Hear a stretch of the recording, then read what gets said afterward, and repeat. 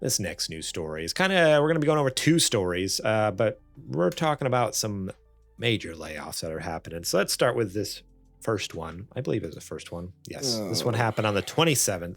I hate to hear this. Sony announces significant PlayStation layoffs affecting 900 staff. London studio to close. This is written by Wesley Yinpool over at IGN. Sony has announced a significant round of layoffs affecting around 900 staff, or about 8% of its global PlayStation workforce. The layoffs affect a number of PlayStation studios, including Insomniac, which just released like the blockbuster Spider-Man 2 hit, made, I don't know, probably millions. Oodles of cash. Tons of money. Millions of dollars. Naughty Dog, which just went through its own round of layoffs just a couple weeks ago. They weren't doing nothing. They weren't doing nothing. It's okay. Right. I'm kidding. I'm talking about their output. Good grief.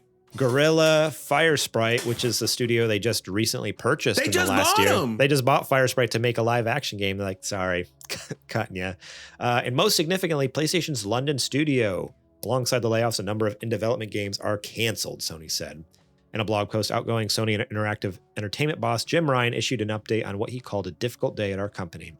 We have made the extremely hard decision to announce our plan to commence a reduction of our overall headcount globally by about 8%, or about 900 people, subject to local law and consultation processes, Ryan said. Employees across the globe, including our studios, are impacted. These are incredibly talented people who have been part of our success. We're very grateful for their contributions. However, the industry has changed immensely, and we need to future-ready ourselves to set the business up for what lies ahead. We need to deliver on the expectations from developers and gamers and continue to propel future technology in gaming. So we took a step back to ensure we are set up to continue bringing the best gaming experiences to the community. Ryan published an email he sent out to the staff this morning and reassured PlayStation gamers that our plans for reorganizing and streamlining are so we can continue to deliver the best gaming experiences possible. I don't know who's making the games because they're firing them all, but apparently they're going to keep bringing some good experiences. You mean like the ones that are coming this year? Oh, wait a second. Hold on. Shoot. Sorry, I spoke too soon. In the email to staff, Ryan said tough decisions have become inevitable and that the layoffs affect employees across all SIE regions, with several PlayStation studios affected. U.S. employees will be told today if they still have a job. In the UK, where labor laws require a consultation process for mass layoffs, Sony has proposed shutting the PlayStation London studio, which had previously created VR games entirely. Ryan didn't confirm this in the email, but it seems likely London Studios' co-op PlayStation 5 game set in a modern fantasy London is canceled. I assume if the studio shut down. Ryan has also announced layoffs at fellow UK studio Firesprite, which is working on a new narrative game. The status of that game is unknown. Elsewhere, Ryan announced reductions in various functions across SIE in the UK. This goes on and on and on, but with other responses from various people within the industry. What a sad event. Whack. Like, I don't know. I mean, it's been happening everywhere, but it just seems wild. Like, because some of the studios that were hit are like, they're big money makers. And recently, like in the last couple months, and to be like, hey, you just made us a ton of money. Bye-bye. Like, bye, see ya. It almost feels like, take the money and run. Like, we've made all this money and now we don't have to pay you anymore. But it's like they're still developing big AAA games. Like Insomniac's in the middle of Wolverine right now, and another like unannounced project. Naughty Dog's working on an quote unquote unannounced project, which we all know is A Last of Us Part 3. And apparently there's there's that rumored, a new IP that they're kind of like in pre-production with. So it's like there's all these things. Firesprite working on a new narrative game. They originally brought in for a live service game, but I think they're like, this article said they were working on a narrative game too. That might be canceled. London Studio, they're only gone. Like they're one of their biggest VR studios, if maybe even their only one. Like, I feel like that's the one I ever hear about anyways, like gone. So it's like, all right, so you're basically saying PSVR 2 is dead as well, right? Like, that's what you're doing. Like, in a roundabout way. I don't know if many people caught that, but that's what it sounded like to me. That's what it feels like. Didn't who made Call of the Mountain? Wasn't that Firesprite? Horizon? Let me no. Yeah? Quick. No, I don't think it was, but I can look it up. Anyway, while you do that, so yeah. basically what this says to me is that they're doing a full 180 on that live service push. That is dead in the water. It was Guerrilla alongside Firesprite. You were correct. So yeah, Firesprite just put out that PSVR. So yeah, so not only London Studio getting shut down, but even Firesprite, who also apparently has a VR division, like getting shuttered. That's done too. Yeah. Crazy. So that tells me that this live service push is done. We're not doing that anymore. That also is telling, like you said, that also is telling me that PSVR 2 is also done. Yep. So they're probably just going to let third parties really ride that out. Just like this is another Vita for them. That's what they did with PSVR 1 though, too. They put out like a few like exclusive games and then they're like, all right, third party, take it over. And third party's like, no, because it sucks to develop for your system. Like we're going to do it on Oculus. And also, nobody's here. Nobody's there. And so now they're doing the same thing with PSVR 2. And what do they expect? Of course it's going to just die and be a failure because you didn't support the thing. Like, here we go. Sony, good old fashioned cut and run Sony. I don't get it. They can't commit to anything. They have. Well, they can commit to it as long as it makes them $10 billion in the first 24 hours, then you're good. Right. That's true. It's got to be like an absolute crazy runaway success. Like they have to catch lightning in a bottle, and then they're like, aha, we'll keep you. Otherwise, no, sorry, no one's safe here. I feel like can we segue for a second? Let's do it. With all this going on with Sony and with all the signs of turmoil, I will say, now with it being the fourth or going into the fourth year of this console's life, let's just put it all out on the line. Is PS5 a flop? When you look at it, when you zoom out on the PS5, on its library, all of it. I feel like it's 4 years in and it's barely crossed over 50. Sorry, I didn't mean to cut you off. It's 4 years in and it's barely crossed over 50. I feel like I saw an article recently, like in the last couple months, that talked about how technically it's selling better than the PS4 did at this time. Supposedly, I think PS4 was way past this. Which is already. hard to believe. I'd have to do a little Googling to confirm. So maybe once I'm done saying what I'm about to say, you can vamp for me for a little bit. But I don't know. Like, I don't know if it's a flop, but it definitely is a half step. It almost feels like this is a test, like a beta test for something. That's what it feels like. Because there's a lot of fun experiences that have come to PS5. And like we've talked about in previous episodes, unfortunately, a lot of those and not unfortunately, but those experiences are available other places. Right. But I feel like, so with that, it's like, yeah, it's kind of a flop, but I don't think it's a flop in the sense that like it's a failure, if that makes sense, because you know, it's hard to explain. I feel like the technology and the things they're trying with games and the things they're trying with, again, how fast the SSD is and the way they've built this new the motherboard in it. Like I feel like on a very physical technological level, PS5 was almost like a beta, like a test for like, all right, now when the PS6 comes out eventually, we're gonna have all of this stuff dialed in 100%, and they're gonna be dialed in on their game engines. They're gonna be dialed in with their what do you call it? With Unreal 5 coming out, like game studios utilizing that, and like there's all sorts of stuff with AI and everything. I have a feeling, and I that's what I think the PS5 generation is turning into. I don't know if that's what they intentionally wanted it to be, but I think that's what it's turning into. They're learning a lot right now, which they also did in the PS3 generation.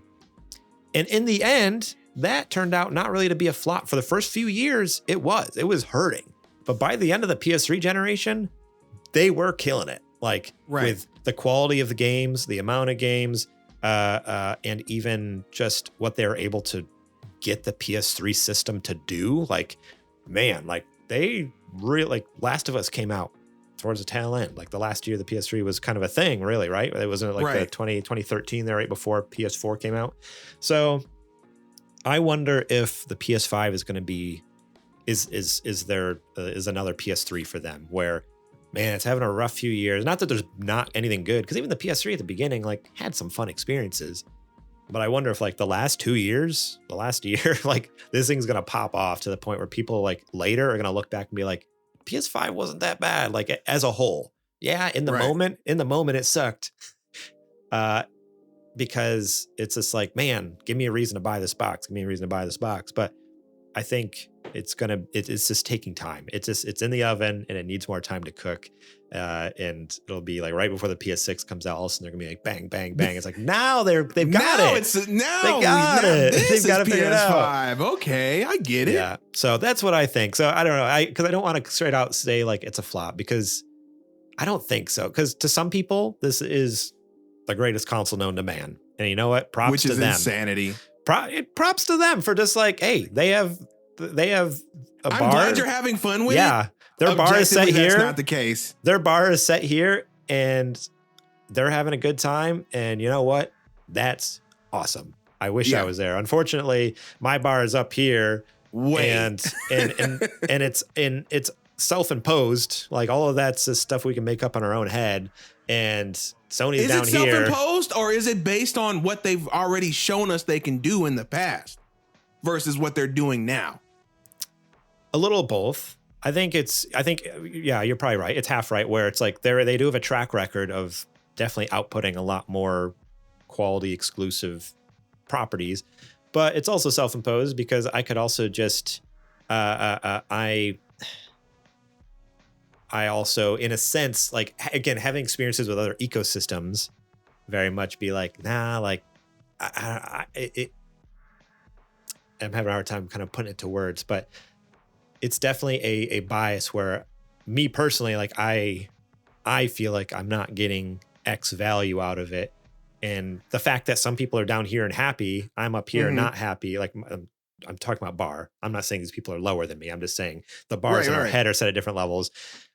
That assumes there must be some sort of bias there as well, because otherwise these people should be unhappy as well. So the fact that I'm unhappy, it's like, well, you're right. Part of it is their track record, which that's on them.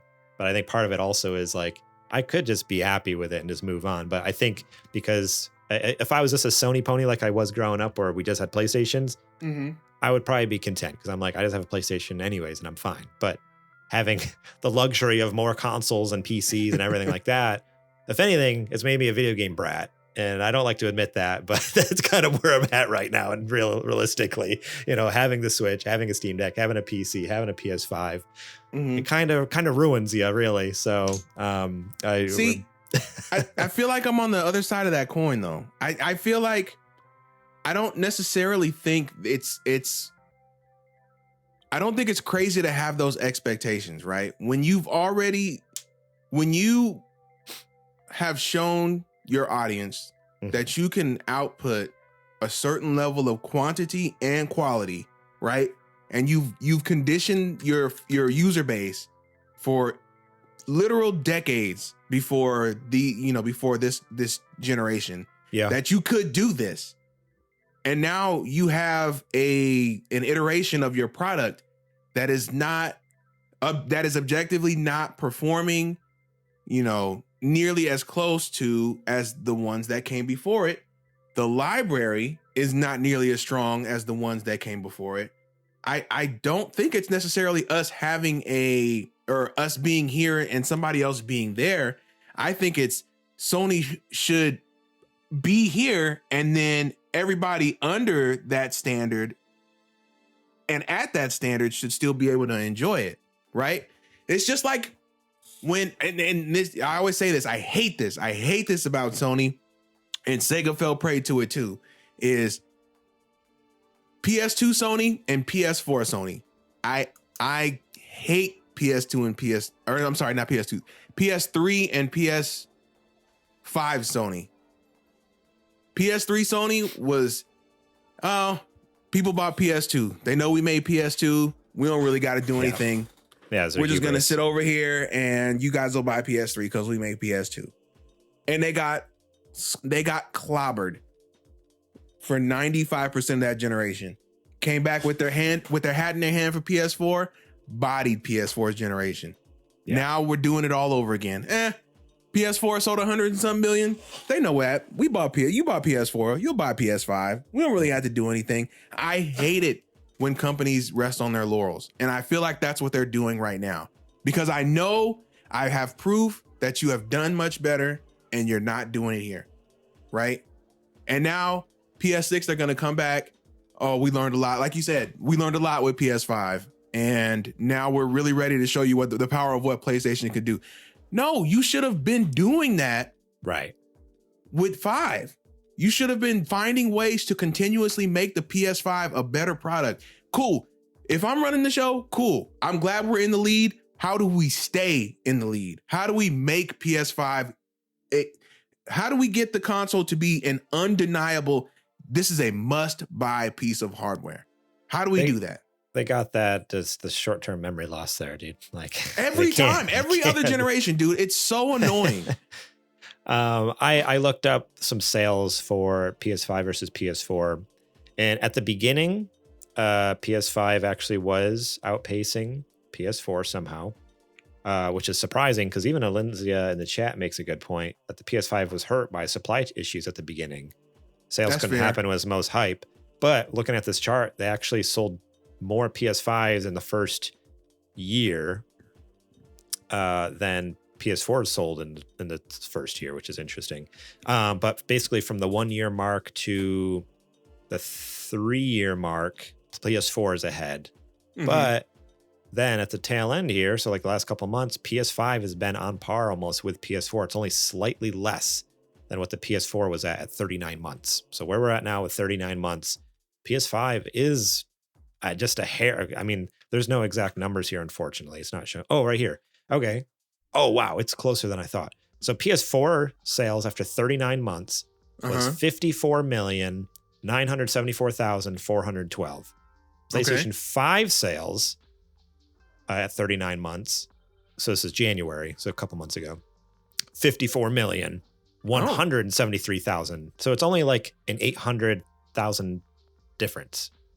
Huh. That's pretty close. When you're talking like that big of a numbers. Hey. 800,000 units, that seems pretty close to me, which is surprising. I thought it'd be a little further the gap, but that's actually really close. And you know what? If I'm wrong, I'm wrong. I'm happy to admit I'm wrong. Financially, it sounds like it's not. No, it's not hitting. That's the article we talked about last month, right? Like they're not hitting target numbers, and that's why they were, shutting things down. So it's like even though it's almost on par with the PS4, they're not. They were expecting more. And we were expecting more. I mean, that's the moral of the story. Like we were expecting more from them, and they're not delivering it. It's like if you want us to buy the console, give us something. You got to give me a reason. Give me a reason. Oh man. The second article, it's also part of this little section here with layoffs. I mostly want to address it because we just talked about a story like a week ago, 2 weeks ago, and already gone. So sad. Electronic Arts cuts job for more than 670 workers. This is written by Nicole Carpenter over at The Verge. Electronic Arts is laying off 5% of its workforce, or around 670 of the company's workers. EA employed around 13,400 people by the end of last March, according to a regulatory filing. 65% of those employees are located outside the U.S., it is said at the time. Notifying impacted employees has already begun, blah, blah, blah. But what I want to get to is... no specific games were mentioned in Wilson's note as they were talking about what things might have been affected in the layoffs. But although EA is currently developing several games based on licensed properties, like a reported third Star Wars Jedi game alongside Marvel's Black Panther and Iron Man, EA announced in 2022 that Respawn was developing 3 separate Star Wars games, one of which was Star Wars Jedi Survivor. Of the unannounced games, a first-person action title has been canceled, which was the Mandalorian game we just talked about 2 weeks ago, saying, we can't wait. This looks so good. Like, this sounds awesome. It's going to be great. So scratch that. That's going to be the thumbnail for this. When I do the SGB clips, is this going to be that thumbnail with a big X in it? It says, never mind. As we've looked at Respawn's portfolio over the last few months, what's clear is the game our players are most excited about are Jedi and Respawn's rich library of owned brands, which I don't know why they say that's not helpful because we're losing a game. But yeah, so there's a lot more to this article. It's sad that this year's been kicked off by we all know this isn't a new thing in the gaming industry, because that's what online people, every time we talk about, people are like, this happens all the time. Obviously you don't know how business works. It's like, we know how business works, but that doesn't mean it still doesn't suck. It doesn't mean it still doesn't suck. So we just hope that all these people can get back on their feet and get a good job. Unfortunately, I don't think it's going to be in the gaming industry because everyone's laying off right now, but hopefully I wouldn't stay in games. If I had to eat, I'm not staying in games. I'll go code. I'll go to Google. Well, I guess Google's laying people off too. I'll find something else. Okay. I'll do anything else. Go work at Yuzu. Oh, wait. Wait a second. Work at Yuzu. Oh man. Yeah, it's sad. And it just doesn't, like, it just blows my mind. Like, cause and again, as we talk about it to death, is like, we want, like, there just needs to be, there's not, especially like this year, there's not a lot coming out this year. And then all these studios are making cuts, which is going to either cancel games or delay games even more. It just doesn't, the math doesn't add up in my head. Like, obviously financially, I get it. That makes sense. Whoop-de-doo. I agree with you, people, bootlickers out there who are all for the pro company, you know. But leave the billionaire company alone. I'm sorry I bullied EA, all right? I'm sorry. I'm not sorry. Did we all forget that EA was evil like 5 years ago? Yeah. What happened? But what doesn't add up is, like, people are like, we need more games. There's nothing coming out in 2024. And they're like, hey, we got you. We just laid off almost 700 people. We're like, wait, what? That's not what we asked for. We wanted more games, right? You need people to make games, right? Like, I don't get it. It's just like, but EA will be one of the few that's like, do we actually? Because AI is right there. Yeah, that's evil EA would 100% be like, make the first. If any game developer or publisher company is going to make an all, like, 100% AI created game, it's going to be EA, guaranteed. Like, they're the first ones for sure. I mean, they were early on in the blockchain stuff that they tried to implement and stuff. Like, I wouldn't be surprised. It's either going to be EA or Ubisoft is going to make the all AI game. Ladies and gentlemen, welcome to FIFA AI. You thought it was FIFA? No, it's FIFA AI. AI Soccer 2025. Oh man, that sounds horrible. They would do it if there was a guaranteed huge return. I bet you they'd be on the shelf. 100%. Oh man. Thank you so much for watching that clip from our podcast. Remember, if you want to watch the whole episode, the full episode, link will be in the description below. You can click on that and check it out. We got listener questions. We got more news segments. We got what you playing. We got a lot of fun things. So yeah, more than just the news. There's a lot more to the show that you should go check out. So remember, click that link in the description. Check out that full episode.